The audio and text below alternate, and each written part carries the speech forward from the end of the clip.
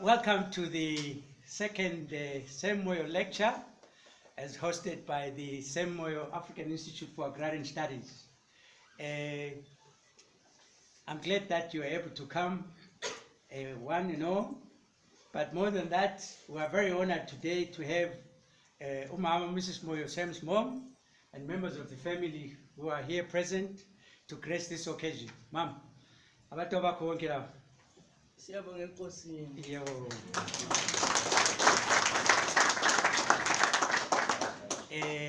We have got visitors who have come all the way from Asia and from Latin America, West Africa, from Europe. So we are one big family as usual. So it's a great occasion. But on behalf of the Moyo African Institute for Agrarian Studies Board of Trustees, I'd like to just point out that in the board members we have here with me, we call Mzee, Professor Issa Shivji from Tanzania, Professor George Chikata from Ghana, Professor Pravin Jha from India, Professor, what's your name again, Paris? Just want to make sure that you still knows his name. We're expecting shortly Temba Maluleke from South Africa, and then there are two members who were not able to come, Mike Odiambo from Kenya and Kojo Wamano from Ghana. And this is our 11th summer school, which has been graced by all these people. And we are so lucky that they came at a time when we're not quite sure whether we're going to have a meeting. But through God's grace, as you can see, we've been able to meet. So far, so good. We've had some successful 2 days of deliberations. But for today's occasion, we are going to be led on the chair by Georgie Chikata, who will also introduce our guest speaker for the day. Georgie.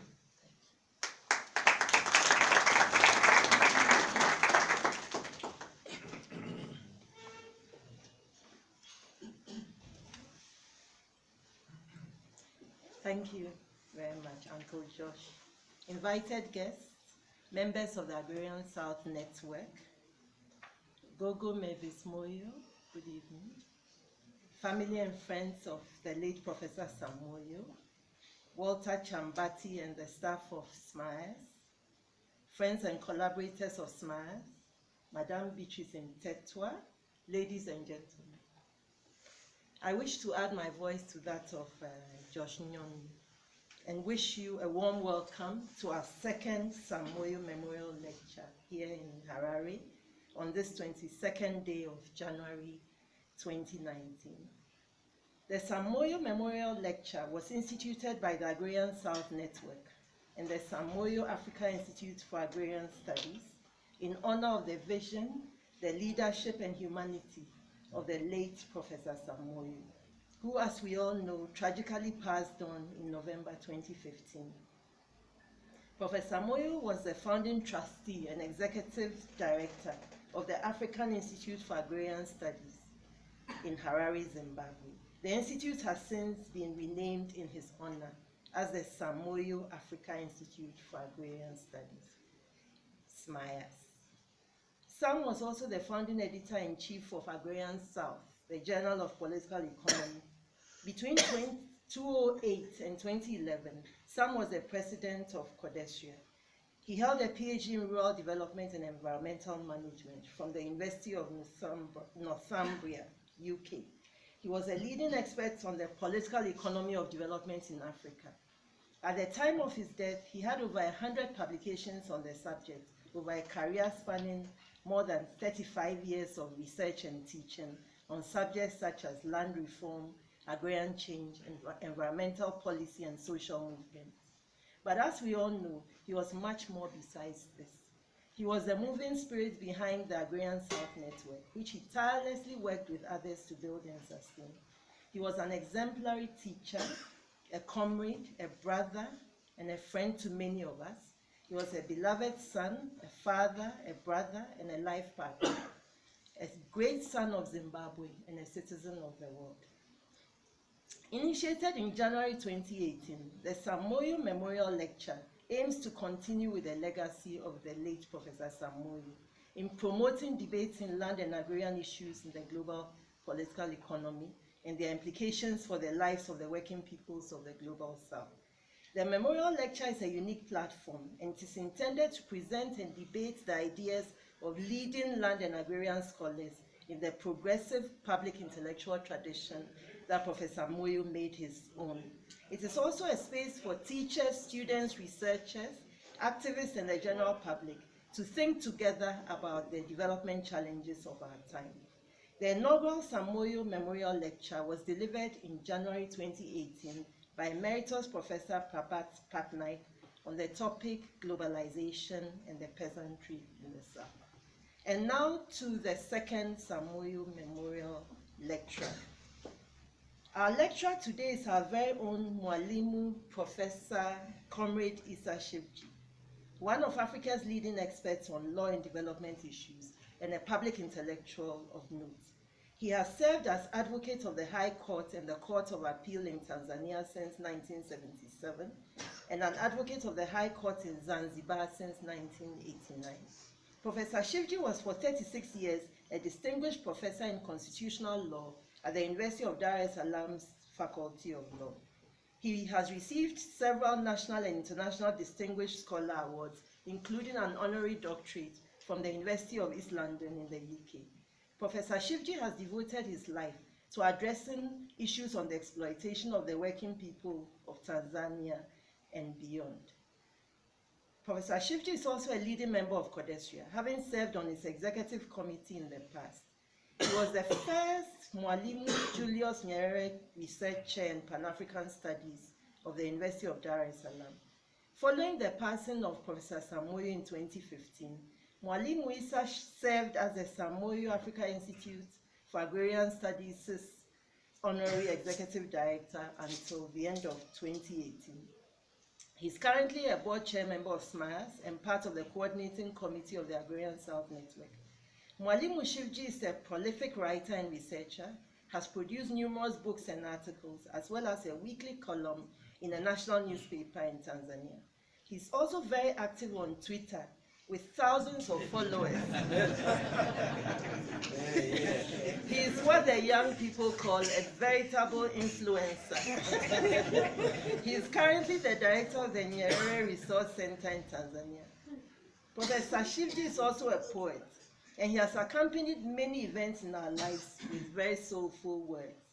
He's the husband of Paran and the father of 2 adult children, Natasha and Amin Shivji. The topic of Professor Shivji's lecture is Moyo and Amin on the peasant question. I know you are eager to hear what Professor Shivji has to say on this topic, so I'd ask that we welcome him with a round of applause. Thank you.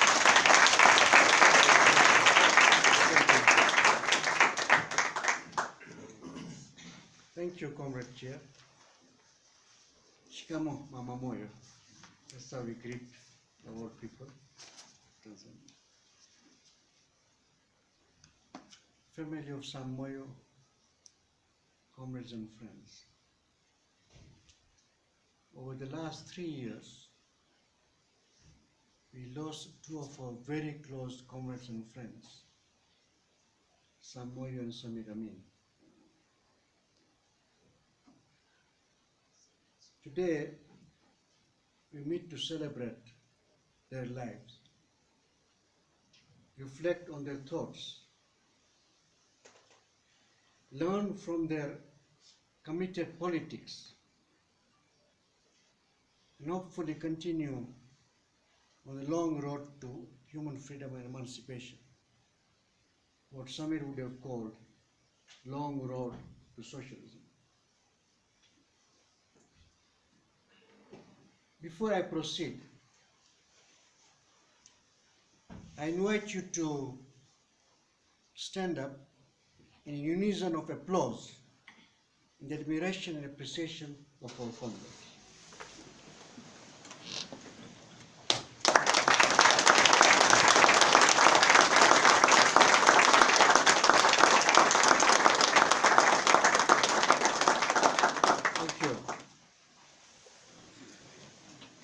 I deliberately didn't ask you to stand up and observe a minute of silence because I lost silence. From some places that you are coming from, we've been silenced into subjection. But that is a story for another day on occasion.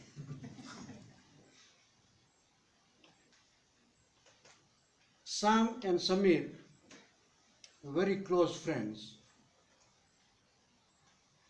with mutual respect and admiration. Both disarmingly humble, without scholarly pretensions or intellectual arrogance. Sam and Samir were very warm people, always considerate, never condescending. They valued comradeship and cared for friendship. Sam's and Samir's work was mutually complementary. Sam's empirical research was thorough and conscientious. His research site was Zimbabwe,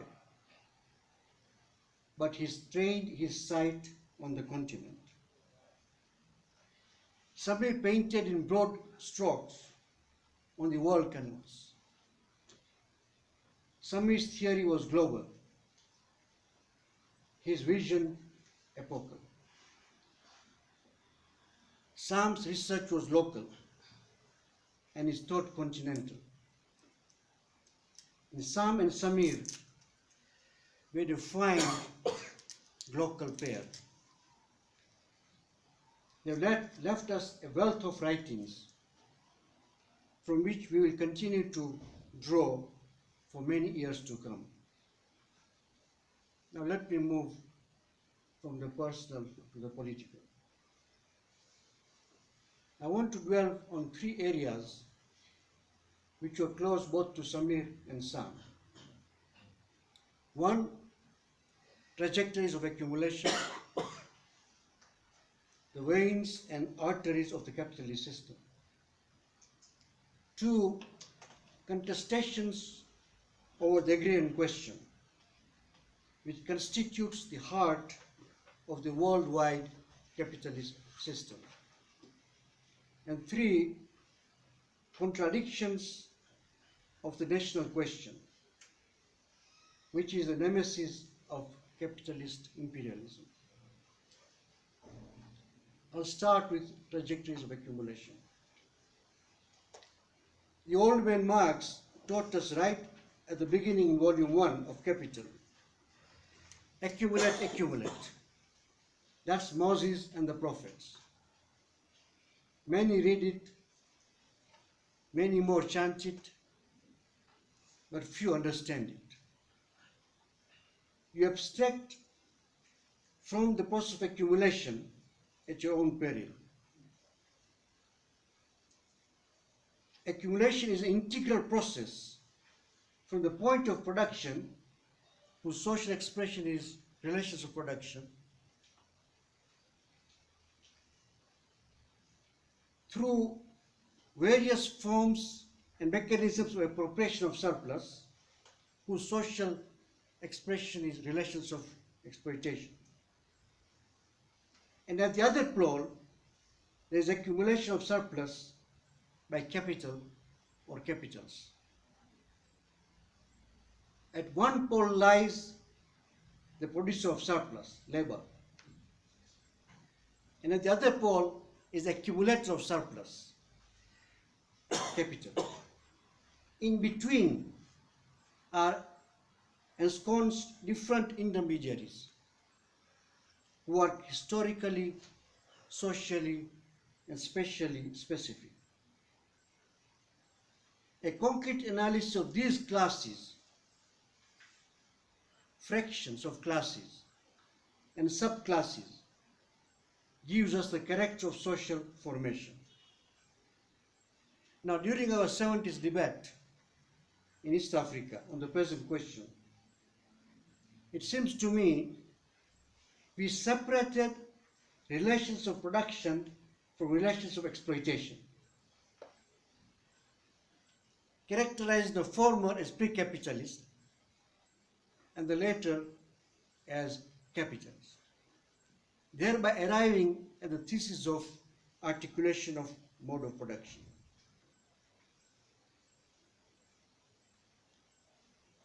It seems to me that can be done only if you abstract from the process of accumulation.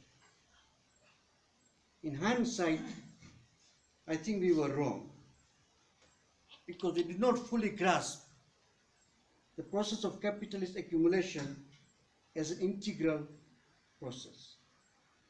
Thankfully, Sam and Samir have underscored the integral nature of the accumulation process. Therefore, they had no difficulty in seeing peasant production as an integral part of the capitalist system.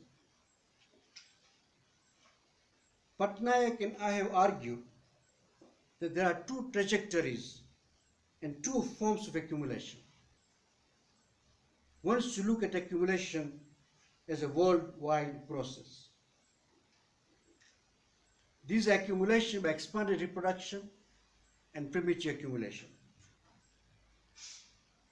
Patnaik calls them accumulation through expansion and accumulation through encroachment. Over 5 centuries, the brunt of the brutal forms of primitive accumulation has been borne by the South, far more by Africa than any other continent. Sam, Praveen, and Paris, hereinafter I'll call them the trio, an inseparable trio, have argued further that primitive accumulation was neither the original prehistoric form of accumulation nor conjectural. Rather, it has been continuous, present throughout the development of capitalism, predicated on the center-periphery construct.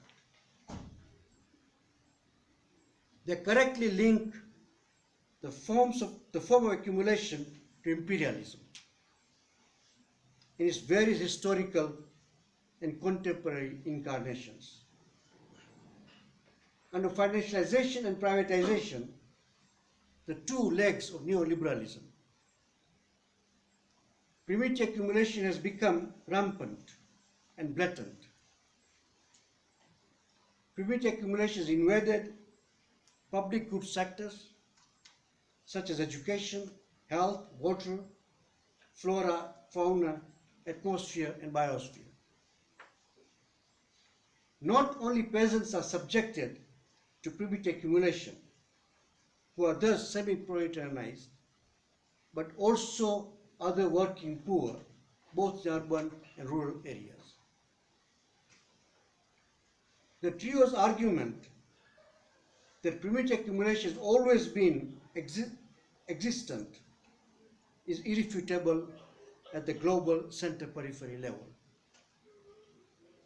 At a lower level of abstraction, say when you are considering particular historical periods and of specific countries, the picture is slightly different. The two forms of accumulation are in tension, vying for dominance. Patnaik and I, for instance, have suggested that in the immediate post-colonial period, the dirigist economic strategies adopted by the first generation of nationalists was an attempt to curtail primitive accumulation in favor of accumulation through expansion. In some cases, private bourgeoisies, in other, bureaucratic bourgeoisies, and still others, a combination of both drove the process. But in all cases, the state was the central player. In politics, we have come to call such classes nationalist and anti-imperialist. In economics, such states have been dubbed developmental. The characterization nationalist has been used to distinguish them from compradorial classes, who are the carriers and facilitators of primitive accumulation, and thus the conveyor belts of imperialism. At a more generic level, I have argued that primitive accumulation is possible in the conditions of monopoly capital because it enables capital to cut into the necessary consumption of the producer. Thus, a peasant or a mamantilie exploits herself to subsidize capital by shouldering the cost of reproduction of labor. Mamantilie are women who sell food in various sites of work and production in Tanzania.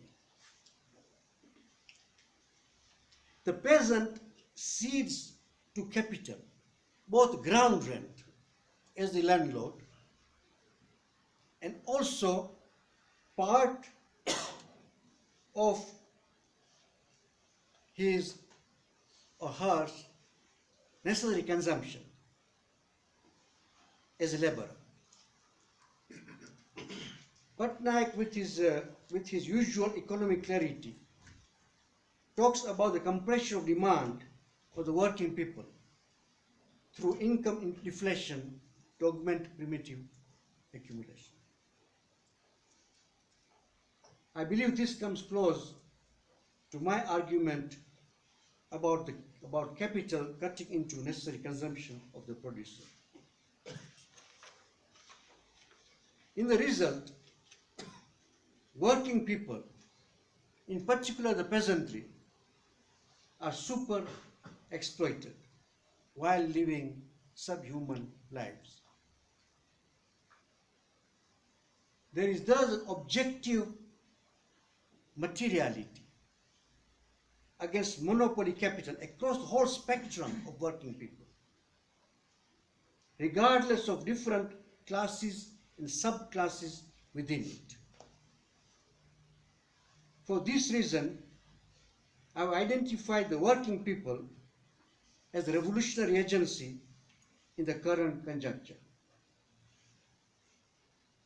This is not to say that there are no secondary contradictions among the working people. Contradictions of race, gender, ethnicity, religion, indigenous versus immigrants, and so on. Capital and neo-nationalisms feed on such contradictions to rule by dividing them politically and defining them ideologically. Identity discourse, for example. It is in such circumstances that progressive forces in each concrete situation have to know how to address secondary contradictions without losing sight of primary contradictions. At this point, let me flag an important point of methodology. When we talk of tendencies of accumulation and tensions between them, or when we talk of the state and the market, or state-led or market-led reforms, we are of course talking of abstractions. You cannot touch, smell, hate, love these tendencies. Tendencies never work out to the logical end.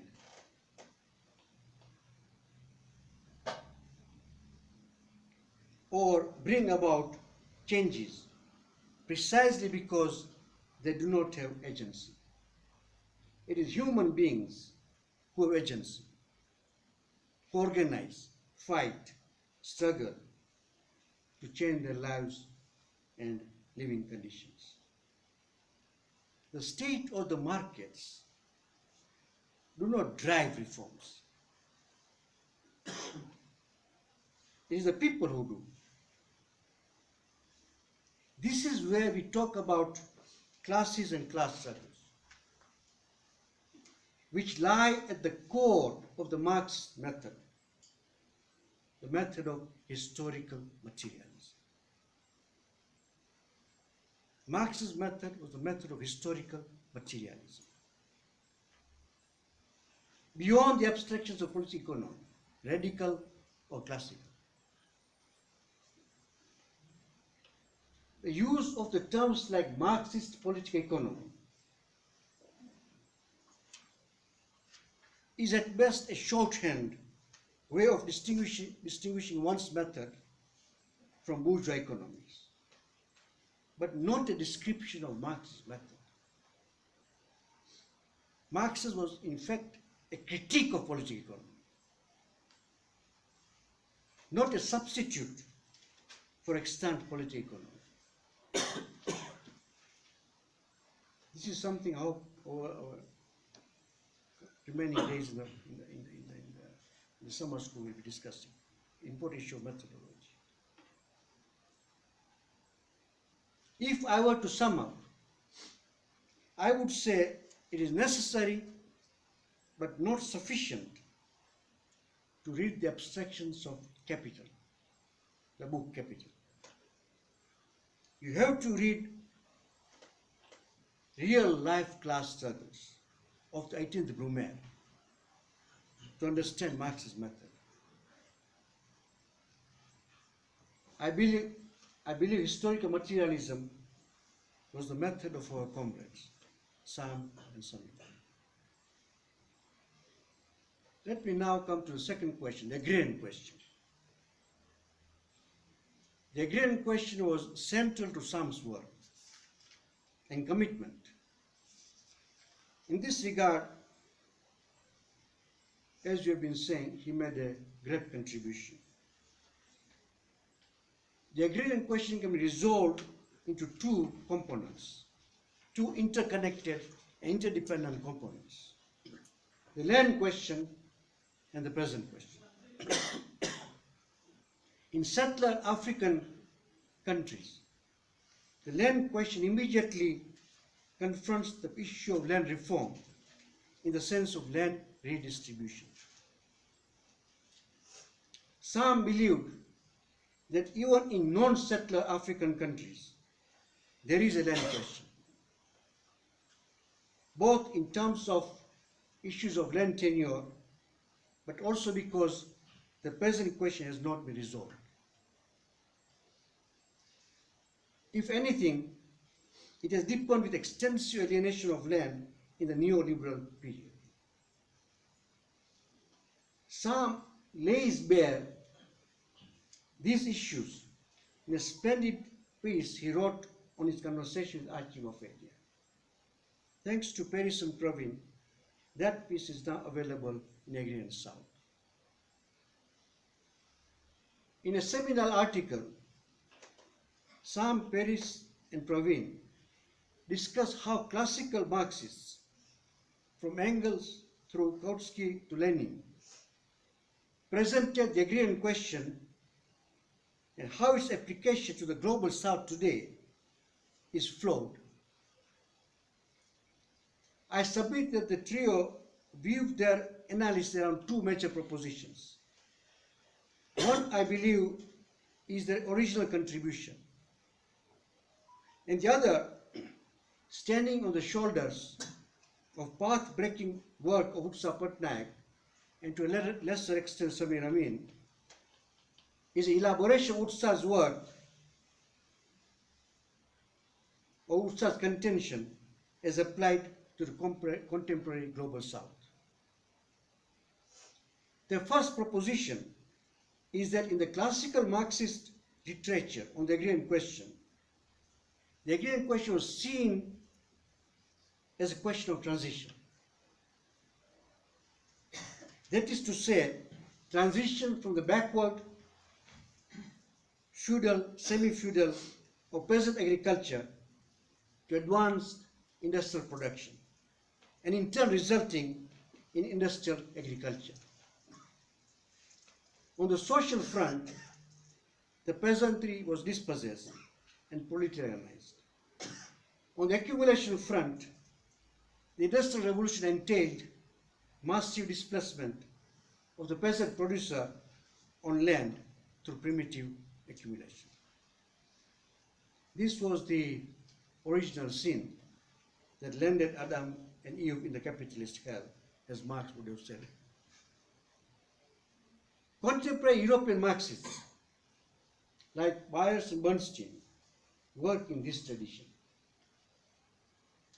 With great ingenuity, they identify different paths of transition and then apply them to their locations of research in the global south.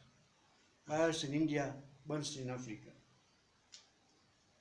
In this narrative, the agrarian question has been resolved in Europe.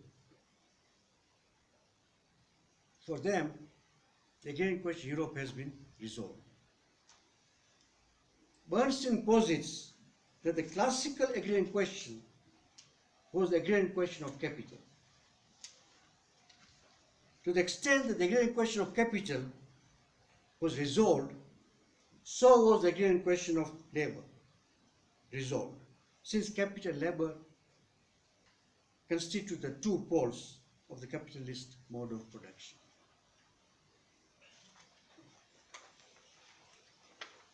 At this stage, let me enter a caveat. Some Parisian Prof fully acknowledge, as I do, that both Byers and Bernstein and other lesser mortals working in this tradition have done enriching, useful work. But in the historical narrative as to what happened in Europe and the contemporary understanding of the agrarian question in the South, their premises are flawed. Some et al. Argue that contemporary European Marxists, in the historical narrative of the classical agrarian question and in the understanding of the contemporary agrarian question, abstract from imperialism, the center-periphery dialectic, and I would add, from the worldwide accumulation process. Such abstraction enables them to arrive at the conclusion that the agrarian question in Europe has been resolved. If at all the agrarian question still remains unresolved in the South, it is the agrarian question of labor. And that too might be on its way of resolution through four types of what Bernstein calls land accumulation. Type 1 of dispossession is the dispossession of peasants by powerful forces in the countryside, akin to the classical primitive accumulation described by Marx in the transition from feudalism to capitalism in England. The second type of dispossession, according to Bernstein, is accumulation by dispossession by indigenous classes of capital and politically powerful groups from outside the countryside. Type 3 of dispossession is by international capitals in alliance with local capital and state, as in land grabbing. And type 4 is accumulation from below through peasant differentiation, similar to that described by Lenin in Development of Capitalism in Russia. He then goes on to tabulate the class agents in terms of accumulation from above or below, external or internal. It should be immediately evident that Bernstein's typology is structural, with Europe as the point of reference. This is unlike Patnaik's accumulation through expansion and accumulation through encroachment, which are located solidly in imperialism and accumulation as a worldwide process. On the capital side, some et al. Argue that the accumulation for the Industrial Revolution came from the South. As long ago as 1944, Eric Williams, in his Capitalism and Slavery, brilliantly showed that the triangular slave-cum-commodity trade provided the necessary surpluses for the Industrial Revolution to take off. If you have not read this book, Capitalism and Slavery, it's a book worth reading. I'm told, I don't know whether it is joke or truth, that when Eric Williams became the Prime Minister of Trinidad, he disowned his own book.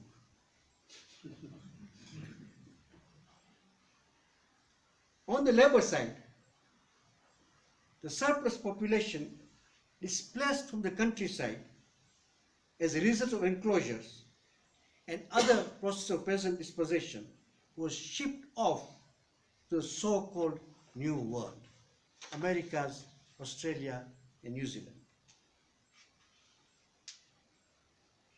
The original inhabitants of these continents were massacred,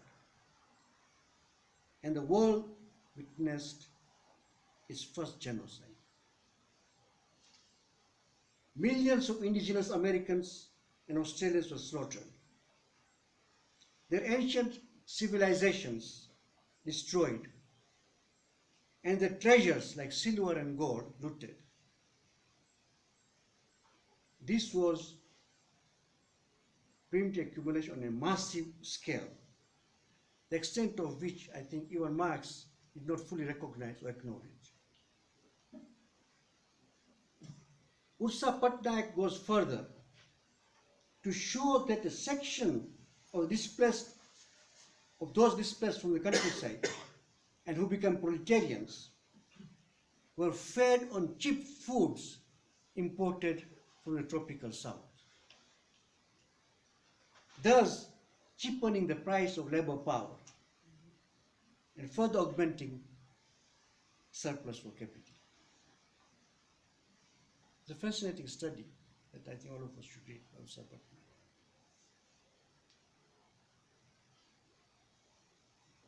Thus, what appears as the resolution of the Agrarian question in Europe is a myth.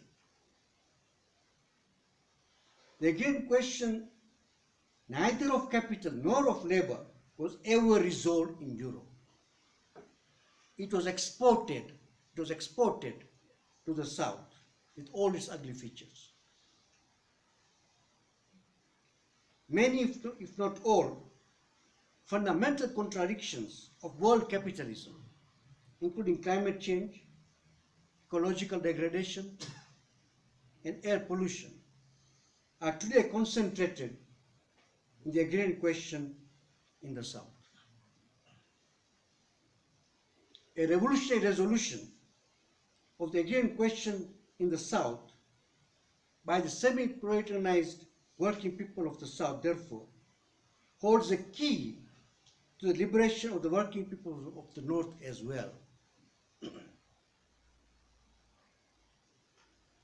I would like to repeat that. A revolutionary resolution of the Agrarian question in the South by the semi-proletarianized working people of the South, therefore, holds a key to the liberation of the working people of the North as well.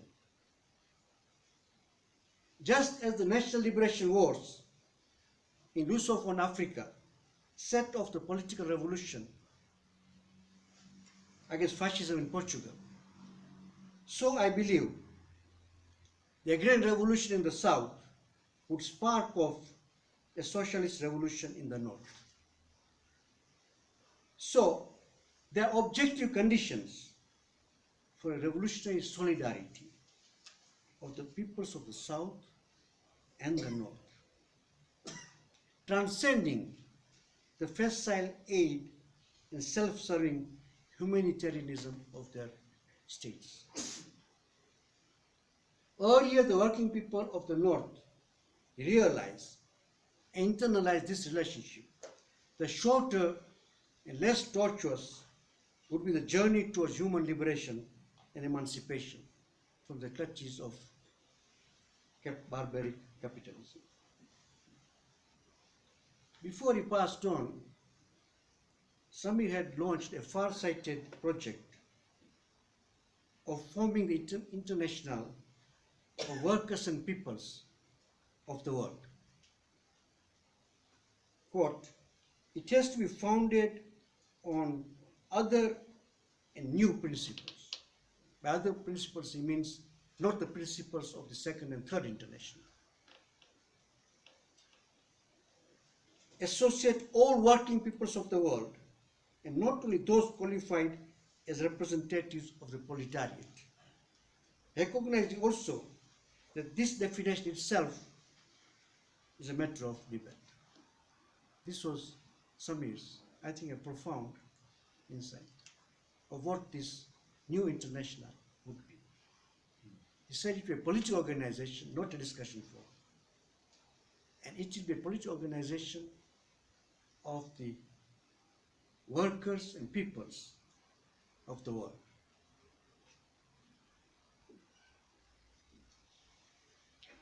All the three previous internationals, including the abortive Trotskyite Fourth International, were formed at the initiative of the North. Samir's proposal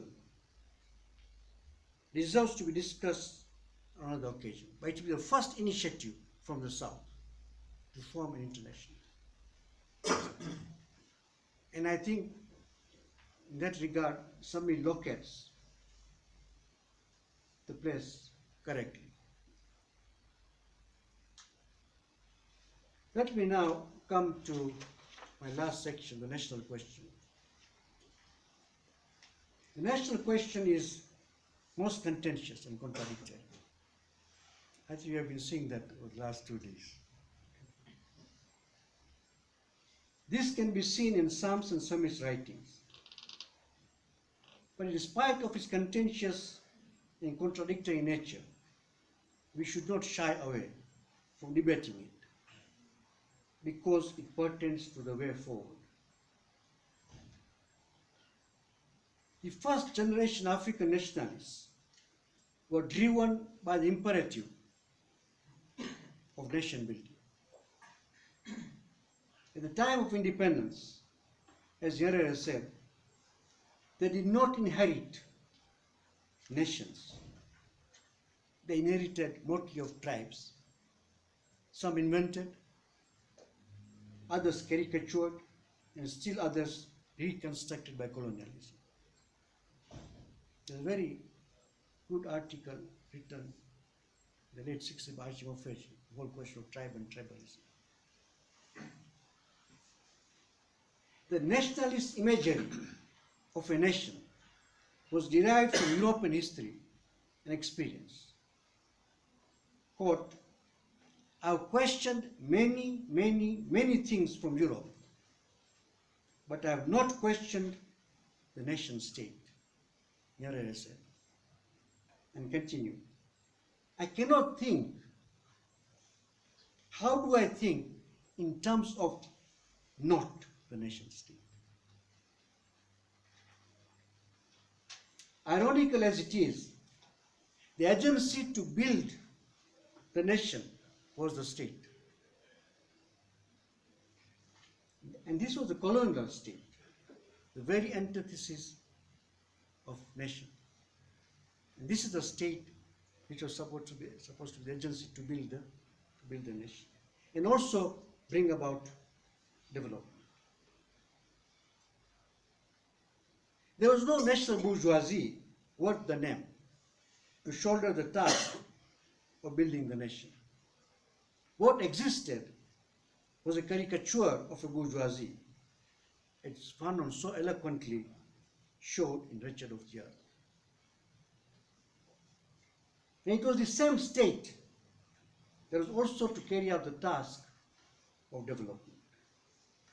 Hence, many African countries, regardless of the ideological level, they don't, socialist or capitalist or mixed or whatever, adopted interventionist development strategies.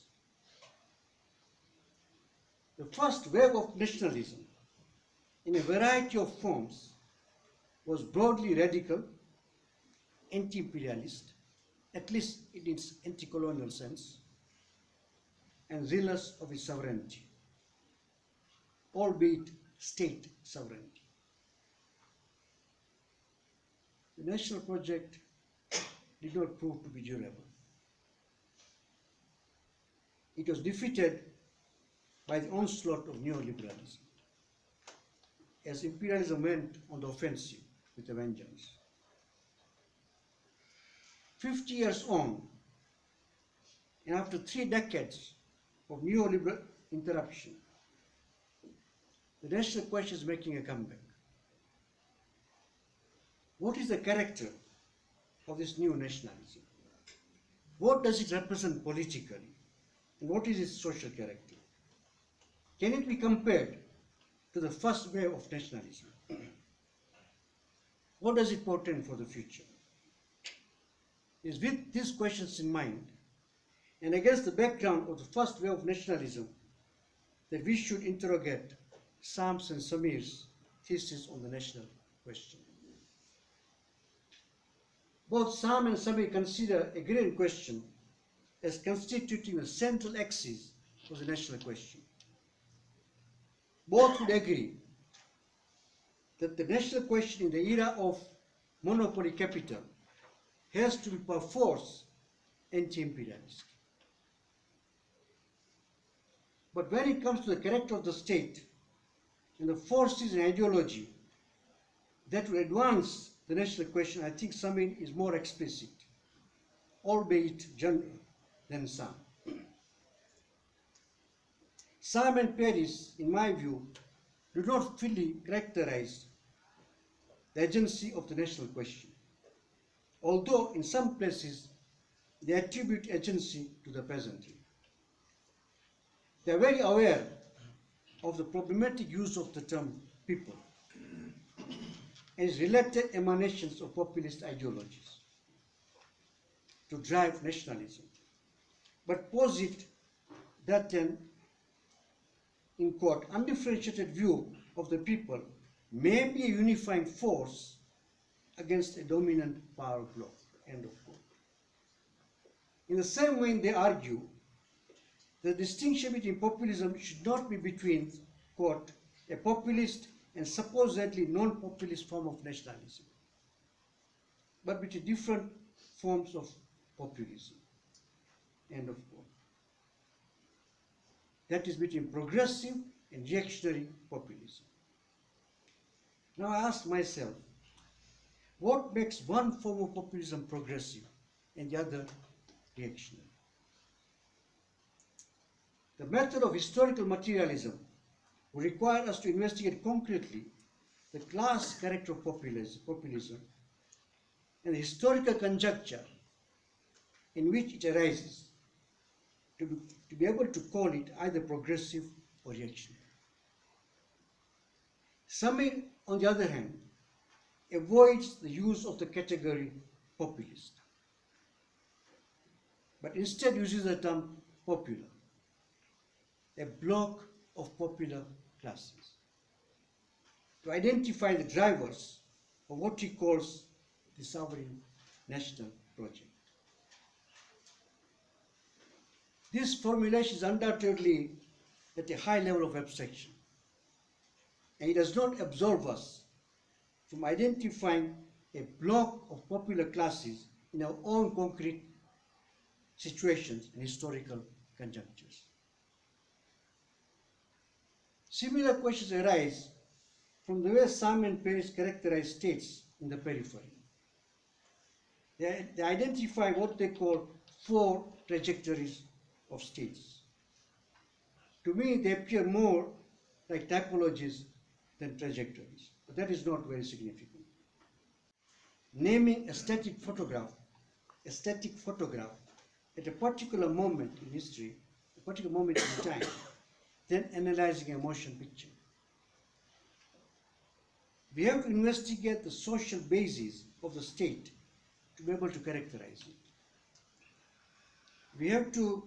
We cannot fully discern the state as a terrain of political and social struggles if we adopt a structuralist view of the state, as opposed to state as an organ, as a class organ. In the structuralist view, the movement from one category to another becomes rather mechanical, rather than dialectic, depending on the state of class struggles. Elsewhere, the state in a capitalist society is an autonomous actor, autonomous from the social classes that compose it. End of quote. I find this a bit problematic. My understanding is that while under certain situations, a state may appear to rise above different factions of the ruling class and different fractions of capital, in the interest of the system as a whole, it is hardly ever autonomous of the ruling class, except perhaps in a crisis situation when the system itself is under threat.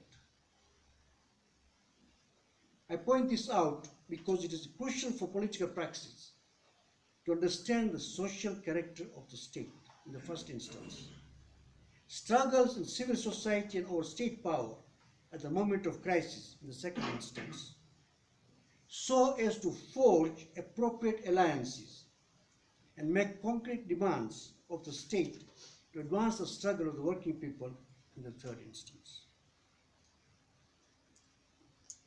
Having raised some issues in the introduction of Sam and Paris to the volume Reclaiming the Nation, a beautiful volume, I would like to say that I was fascinated by the article in the same volume on Zimbabwe's land reform. This article is a brilliant example of what historical materials, as opposed to structuralist analysis, would look like. The article is a close and very insightful account of the various social forces involved in the struggle for land reform.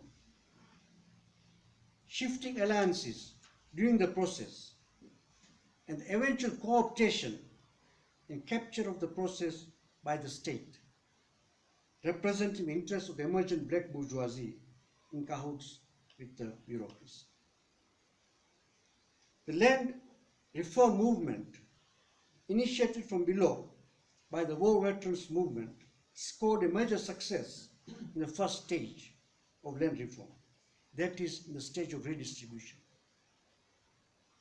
but failed to generalize it and take it to a higher stage of collective organization of production because it lacked the Puritan ideology and strategy. When I read those lines, two things sprang to my mind. One, Lenin's thesis on Workers' Peasant Alliance, and two, Mao's conception of land reform. Let me explain. The October Russian Revolution was a workers' revolution, not a peasant revolution. The peasantry was under socialist revolutionaries. Although the Bolsheviks forged alliance with the SRs in the initial stages, it did not last long. Lenin argued that it was decisive for the consolidation of the worker state to win over the peasantry from the bourgeois realm. Since then, worker-peasant alliance has become axiomatic in revolutionary ideology in political practice. In their monograph on 100 years of October, both Samir and Prabhat Patnaik argue that it was the rupture in the worker-peasant alliance during the Stalin period that led to the decline and eventual fall of the revolution. Stalin, through his forced collectivization, alienated the peasantry. The underlying logic of that was the need for socialist primitive accumulation for industrialization, as propounded by Prof. Would I be right in suggesting that in the case of Zimbabwe, the failure to win over the working class from the opposition bloc under MDC was partly a reason for the failure to move to a higher stage? The lesson perhaps is that it's not sufficient to be led by proletarian ideology. One must also hail the proletariat in the revolutionary program.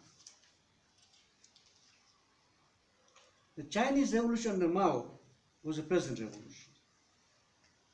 It was led by a hardened Communist Party with a proletarian ideology, with some working class cadres, both rural and urban, in its ranks. After the first stage of anti-feudal land reform that entailed fundamental land redistribution, the party moved very quickly to the second stage of collectivization. Mao believed that the peasantry created through redistribution would become the soil of the rise of a new bourgeoisie, which could undermine the party's socialist program. In fact, this had already begun to happen. Immediately after redistribution, poor peasants who had benefited from land redistribution began to sell their plots to rich peasants and hiring themselves out as laborers. Yet the redistribution, very radical redistribution, played a decisive role in bringing over the peasantry to socialism. And therefore it was easier for them to go to the next stage of collectivization. However, as Lee Chun puts it, a revolutionary transformation, quote, is not complete without the subsequent steps of reorganizing the economy and society so as to overcome scattered and secluded petty farming and its social structure and political psychological ramifications, end of quote. In the case of Zimbabwe, we already begun to see the recapture of the peasants by agribusiness through such mechanisms as contract farming and other mechanisms. By way of conclusion, without concluding, I would like to raise a few issues for our conversation on the current resurgence of the ideologies of nationalism and intellectual advocacy of bringing back the developmental state, whose foremost advocate has been Kandavire. In the center, the narrow and parochial nationalism tend towards fascism. In the periphery, we have the emergence of demagogues and populists who, under the ideology of nationalism and developmentalism, trample on people's basic freedoms and rights.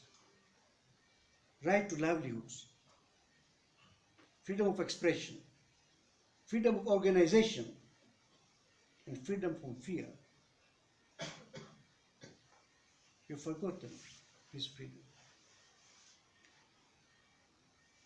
But it's very real. You can probably guess why it is real. For some of us who are coming from places we are coming from. In this rhetoric, they deploy anti-imperialist slogans and eclectically take some anti-imperialist measures. They have no problem in bringing back the developmental state. In fact, in some cases, they go further in they resist their policies than even the first generation nationalists. They have no qualms about deploying parochial ethnic and religious ideologies. The first generation nationalists were popular, not populists. They sought legitimacy in their own people. The current breed of nationalists is populist, not popular. They seek legitimacy from gods and ancestors, not from their people. My question therefore is, and I don't have a clear answer, how does one engage with the new wave of nationalism? Quote, what is required once again, Sam and Perry suggest, quote, is a critical engagement with nationalism. That is neither an uncritical engagement nor a critical disengagement, end of quote. I presume by the use of the phrase once again, they mean engagement with the current wave of nationalism. Their rule of engagement, I presume, worked and could work well with the first wave of nationalism. Is it workable in the current wave without the progressive left being subsumed by demagogy and in the long run discredited in the eyes of the people? Needless to say, these are questions of political praxis. But pointers to the answer may be found in how we characterize new nationalisms. I will not attempt to do that here, except to suggest, and this does require further research and reflection, that the social base of this new nationalism, at least in Africa, is the middle and lower petty bourgeoisies, who live under constant fear of being casualized, semi-proletarianized, or lumpenized, or becoming precariats by the onslaught of neoliberalism. In more than one way, therefore, new nationalisms, both in the center and the periphery, are a backlash to neoliberalism gone wild.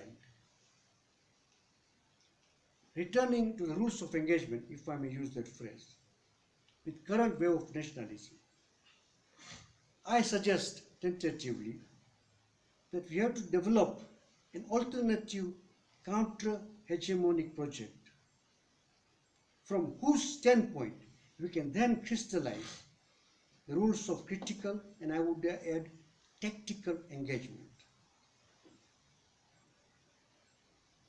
Samir Amin's formulation of a sovereign national and popular project with socialist orientation, I believe, is a sound point of departure. And I would suggest we should conceive this as a Pan-Africanist project. I cannot go into details on this, but you may want to see my article in the book that we launched yesterday.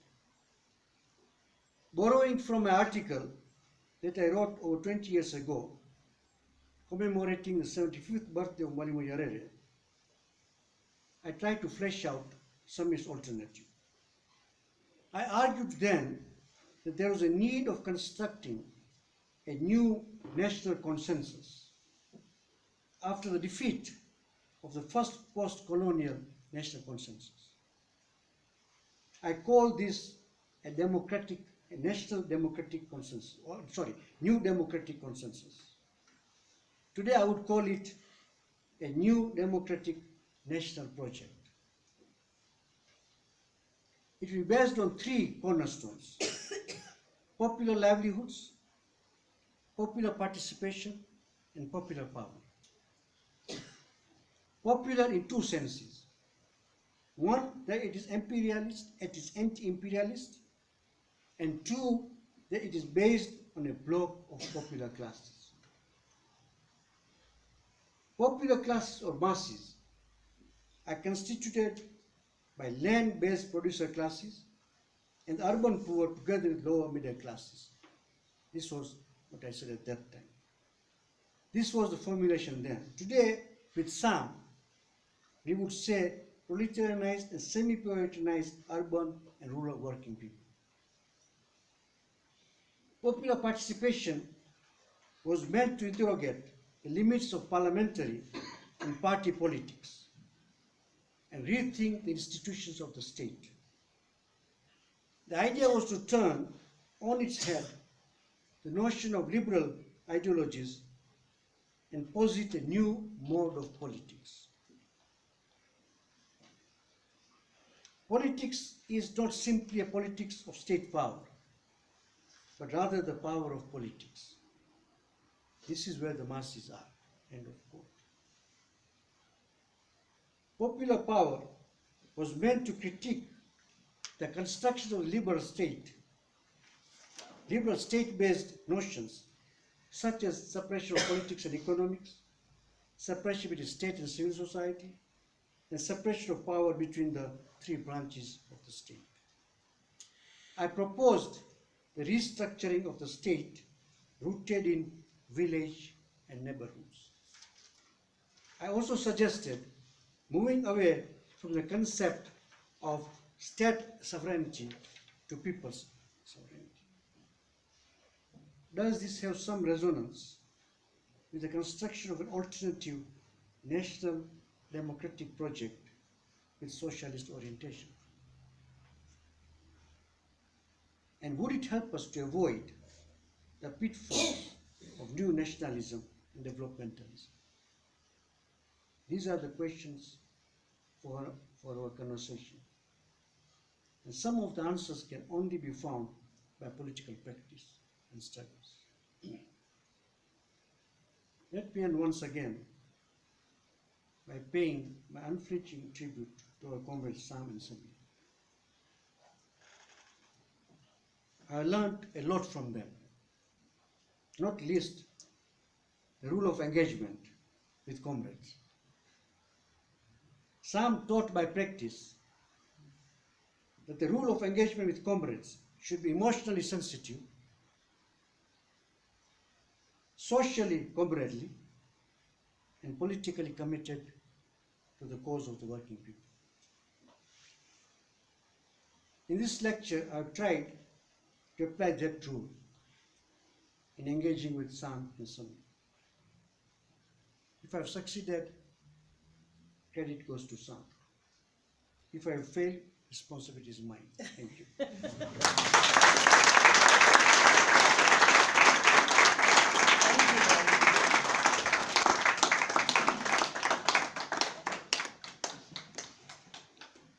Please join me to give Mwalimu Shivji another round of applause.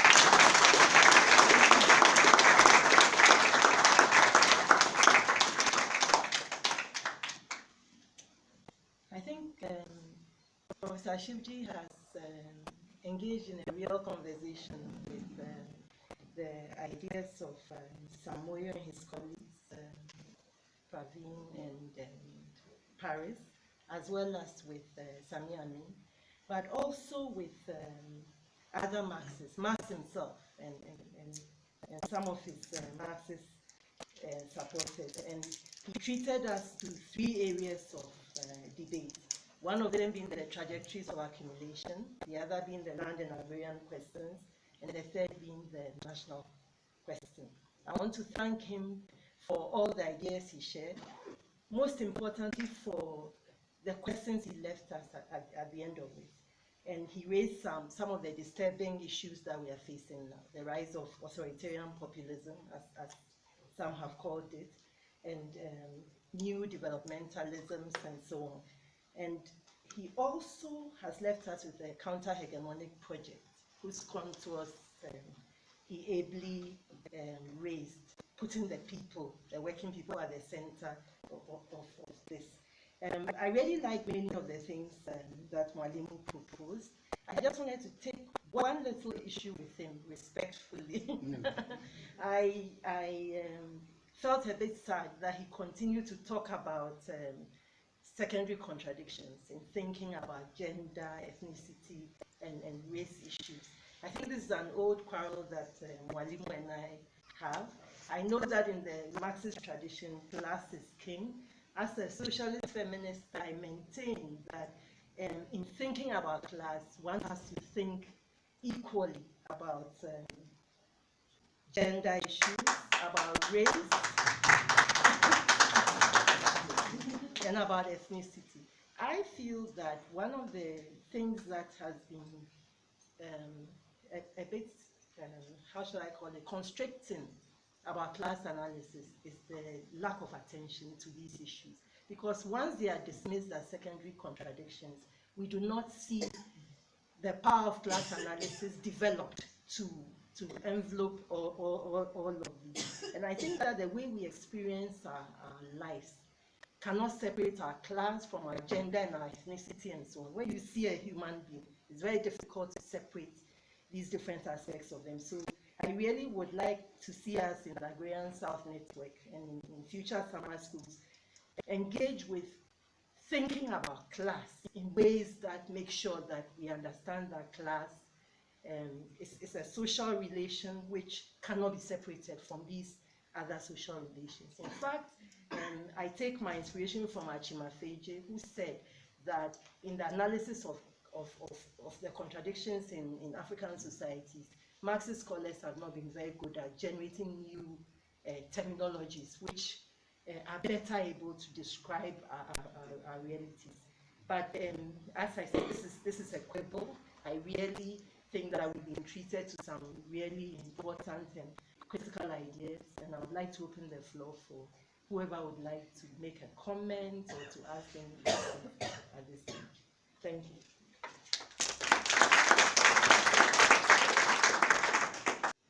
I wrote my question down for Professor Shivji.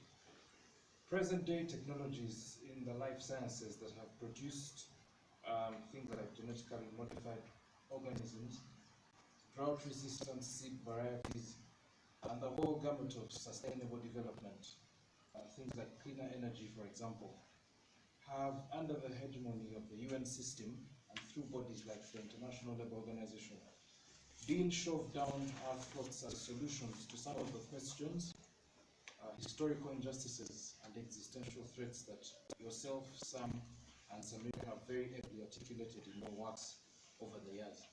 My question is, are these propositions and initiatives allies or foes in the struggle of the working people against the empire of barbarous capitalism? Thank you.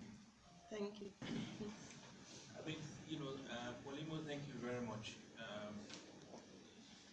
Excellent lecture. Let me just try, it's not particularly, I think it was towards the end of your lecture, and it's in the idea of sovereign national projects. And this is not a defense of Tadiga. This is my position as well. That in thinking about sovereign national projects and whatever the nature of the popular classes that you need to mobilize, formations that you need to mobilize for the thing and this. Sovereign national project has to mean something, and I think the whole idea of a progressive developmental state comes in that sense. But also at the heart of that is the idea of democratic developmental states. And so two components of that, a sovereign national project, and I think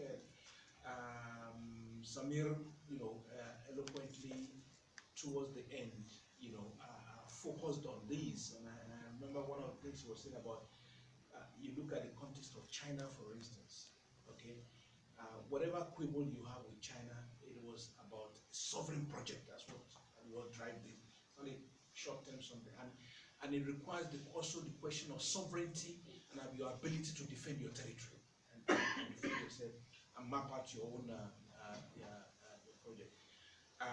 And that requires mobilizing social forces, which comes back to the way in which we understand, class relations, and the fault lines, that actually gives concrete expressions to these issues. Gender being one of them, but ethnicity is another one of them, as well, and so forth. So, my sense is that it's a need to tie this together, rather than seeing, idea of developmental state as likely or implicitly reactionary or likely to go in that direction, and the idea of what you call a democratic developmental state in the context of solving national problems.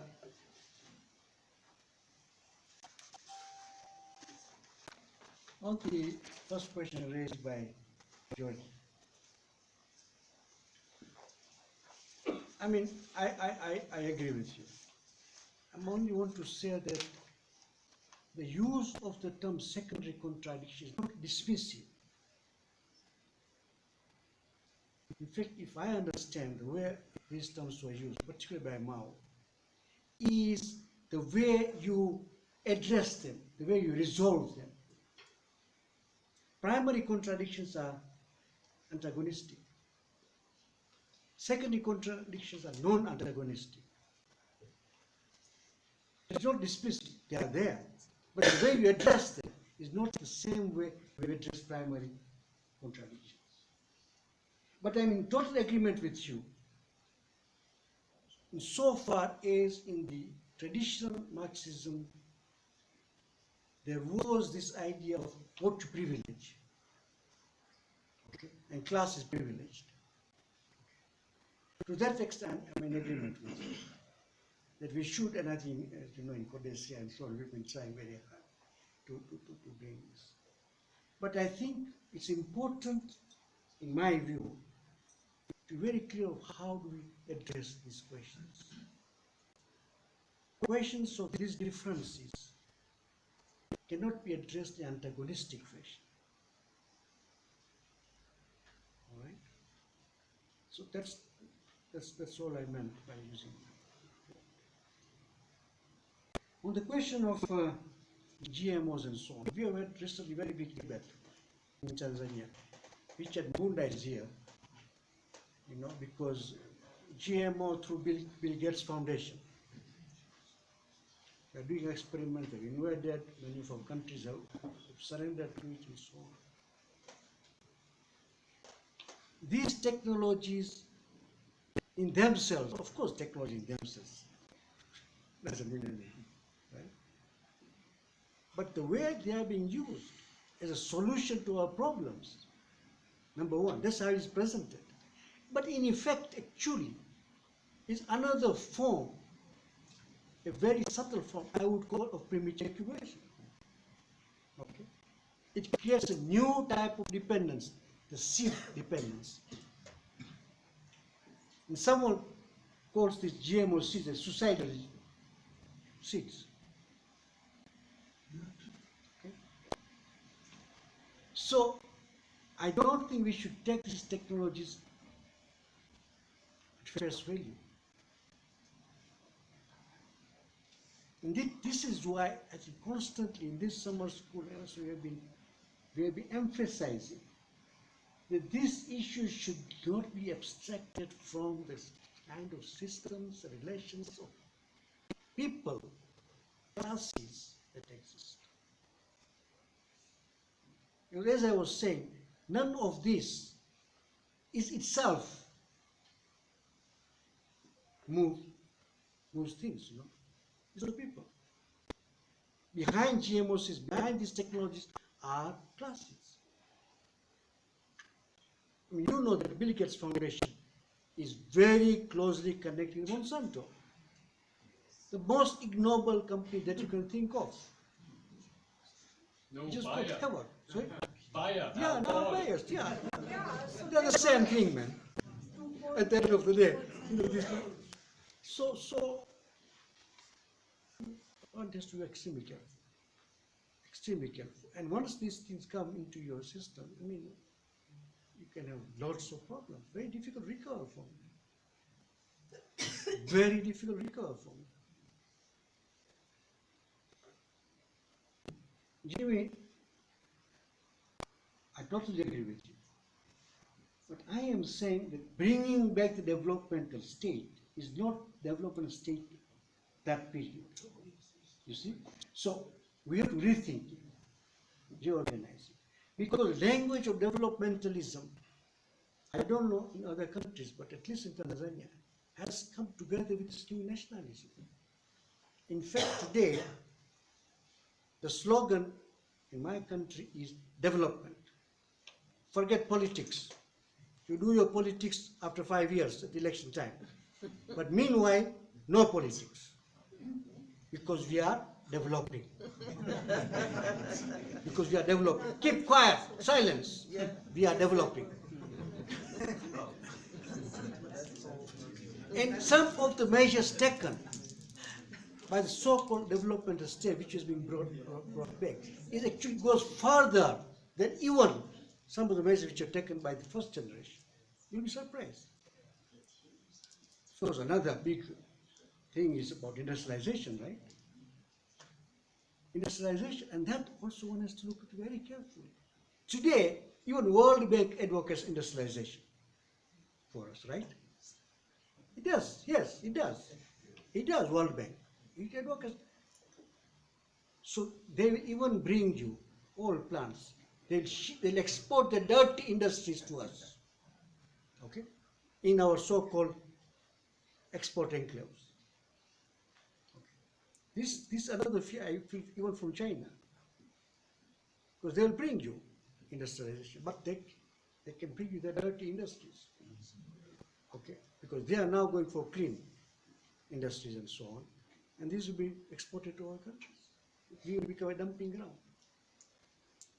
So I think one has to be very careful about, but I think as you put it rightly, that on all these issues, ultimately it really depends how we develop a counter-hegemonic project, okay?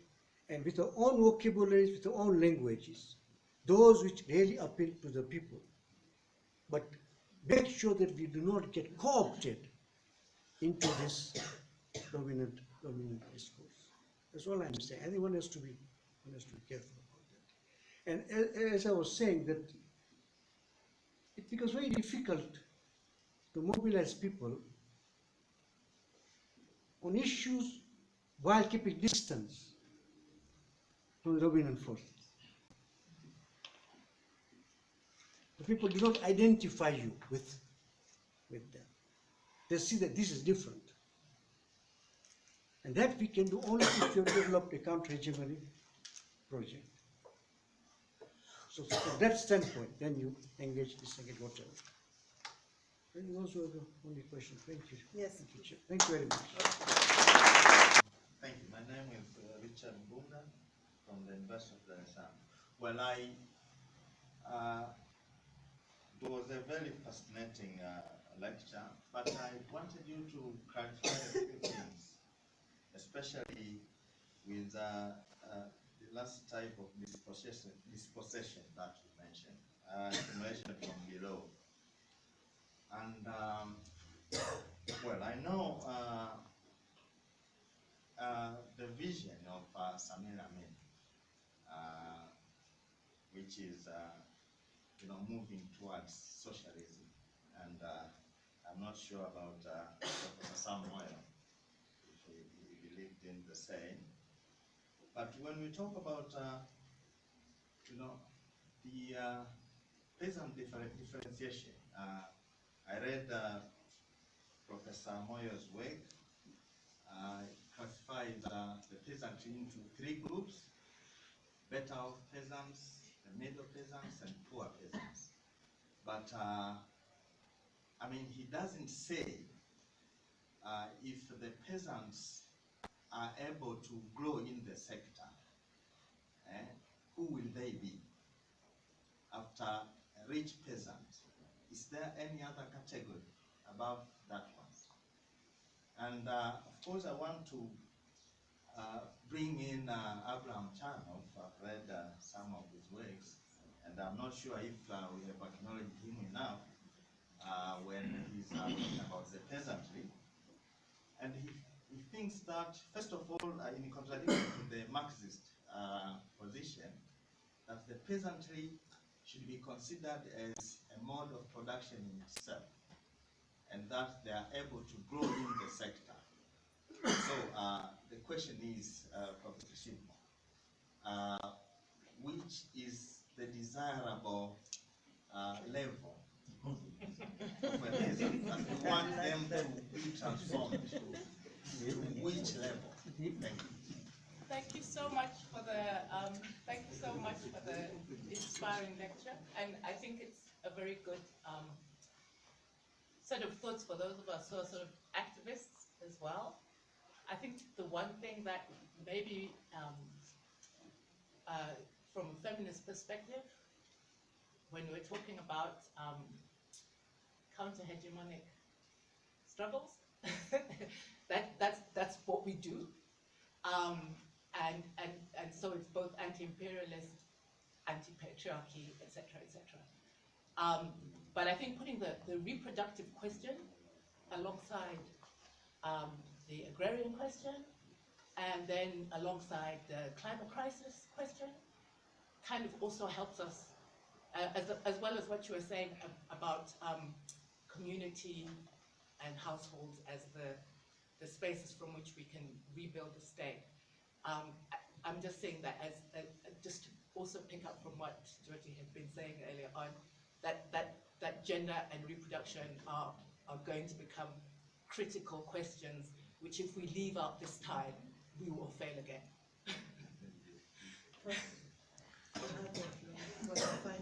Yeah. First, let me make it very clear, Richard.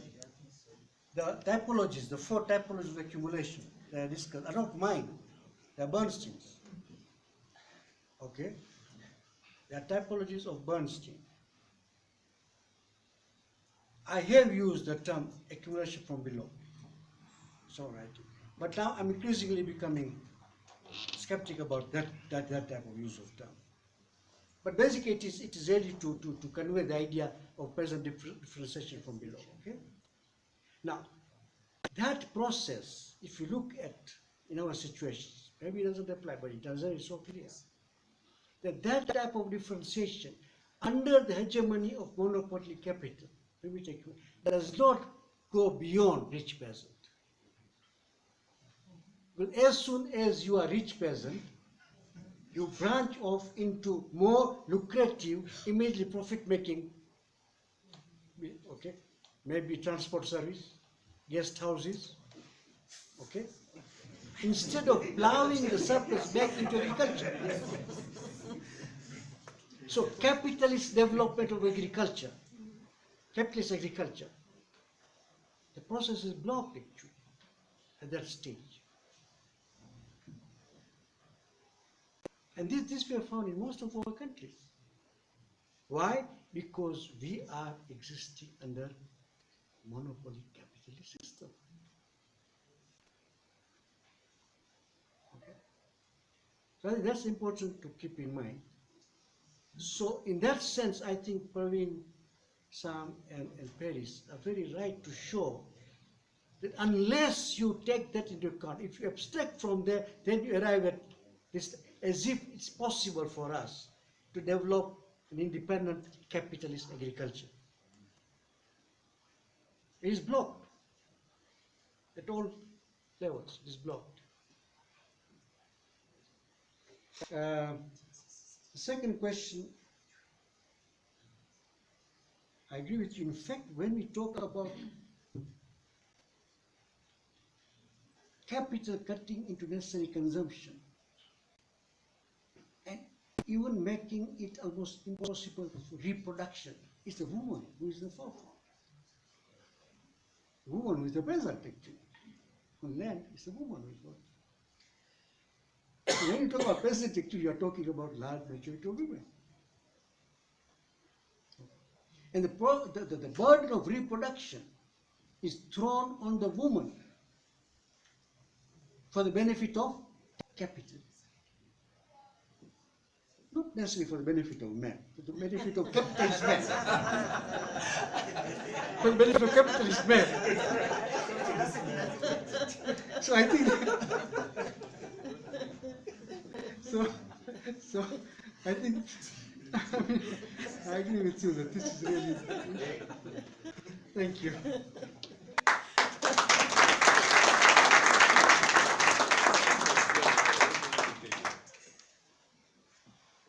Thank you very much, Prof. Shivji.